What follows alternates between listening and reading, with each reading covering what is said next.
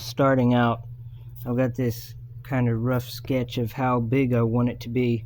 I drew up my plans for the cabinet on Fusion 360, and I went on there and used the drawing setting so that I can get the exact measurement of every angle that I drew on Fusion, and I transferred it to a piece of paper so I kind of know what it needs to look like.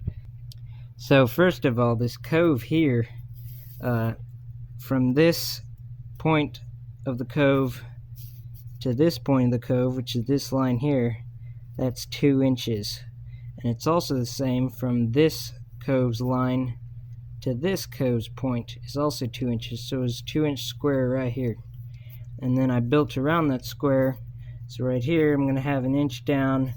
There's going to be a 1/4 inch little trim piece with a half moon shape cut out of it, and then up top there's going to be that, except opposite of this one. So when I got all this drawn, I made a straight line down the bottom. That way I knew how thick I needed my piece of wood to be, but my wood is only 7/8 thick, so I have to glue 2 pieces together for that, and it's about 1 3/4 is what it needs to be at. And then I want the cove to be a 1/2 inch deep. So how I did that was I made this really crude setup. I could have made it better, but I just made it super quick. So this thing, it's got holes drilled, and there's pencils in the holes. So wherever this moves, whatever this is here on this end, that's also going to be there on that end. I forget what this is called, but it's a jig. Well, I set that jig to the width that I want my cove to be at, and I made 2 lines from the corner of the saw blade on each corner of the saw blade where it just barely rubs that jig when the saw blade is risen to the depth of my cove that I want. And now I have to get them marks put on some blue tape. Then all I had to do was, however wide this is, so my piece is 5 7/8 wide, I just divided that by 2. I minused the 2 and 13/16 wide cove that I'd be having. That's what this is here. I did 5 7/8 minus 2 and 13/16 divided by 2, and that comes to 1 inch and 17/32. So that's what I have on either side of this line of the blue tape, and that fits my piece of wood for the cove perfectly. And the cove, I've already started a couple passes, but I still have to do 4 or 5 more passes. You got to go up about a 32nd to a 1/16 of an inch, raising the blade up every pass. You can't do it in one pass, or it's really hard on your blade.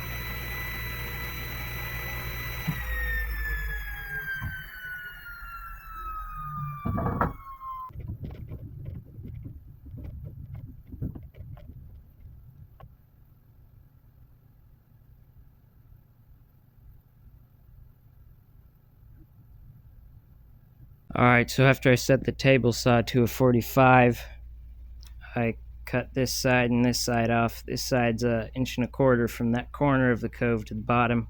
This side, instead of bringing this angle all the way down to where this line is here and cutting it off the same as this one, I have to push it back because it gets a little smaller cove that goes on the corner of it, as you can see from the drawing. So this right here would be this bottom part here, goes from the corner down, and then this part here has to have a cove right next to the corner of the larger cove, so that has to be cut out. And it's going to be a 1/4 inch cove, so I'm gonna have to buy 1/2 inch coving bit or round bit to cut that off on both these, because if I used a 1/4 inch bit, then instead of it being a half moon shape or a half circle, it'd be a full circle cut out, and that wouldn't work. So I gotta get me a 1/2 inch bit before I can cut these out. But anyway, after I got these top angles done, I just flipped over and cut the bottom angle off to where this corner was as long as I wanted it, because when I first cut this, it was still sticking way out here from the length of the board.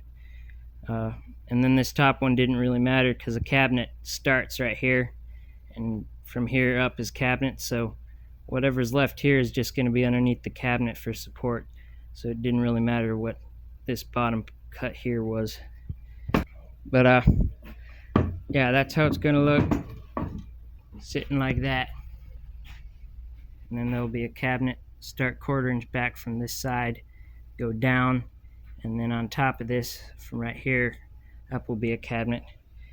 And I'll put a picture here of the drawings so you can see what I'm talking about, where the cove will be at. This is still just a prototype though. The real cove is going to be made out of walnut and everything, so I'm just wanted to make a prototype to see if all my measurements and what I was thinking would work out, because I didn't know if this length from here to here may have been too much for how much I'm wanting for my cabinet, because if it's too long, it's going to take up too much of the height wise and the width this way wise, because I only have so much room to work with. I started out only wanting to make it go back from this corner to this corner 2 inches, and then found out that would make too tiny of a cove. So now I'm at, I think, 3.5 inches, and it's pushing how the biggest that I'm going to be able to be. But it's going to be a while before I make the one out of walnut. It's probably going to be several months, because I have to build up all the bottom part of the cabinet, 30 inches of cabinetry and puzzles, and then this will go on top of that, and then I put the other cabinet compartment on top of here. So yeah, that's my cove piece. Alright, here's the trim after I put it together. Still got to run that smaller cove around the top and around the bottom, but that can be done after this gets all put together.